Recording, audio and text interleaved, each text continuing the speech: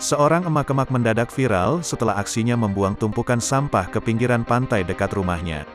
Ibu yang saat kejadian belum diketahui namanya, terekam kamera oleh masyarakat di sekitar Tanjung Pasir, Kecamatan Teluk Naga, Kabupaten Tangerang. Diketahui, emak-emak itu buang sampah pada Sabtu, tanggal 12 Februari tahun 2022.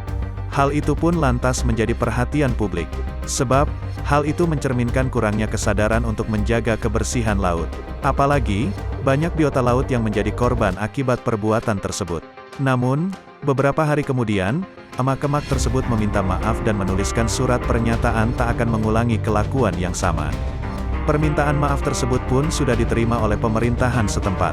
Dari pihak desa maupun kecamatan sudah melakukan mediasi dengan orang yang bersangkutan, ujar Kepala Bidang Pengelolaan Sampah dan Limbah B3 Dinas Lingkungan Hidup dan Kebersihan, DLHK, Kabupaten Tangerang, Samsul Romli, Selasa, tanggal 15 Februari tahun 2022. Melalui surat pernyataan, yang bersangkutan pun juga sudah meminta maaf dan berjanji tidak akan mengulanginya lagi, tambah dia.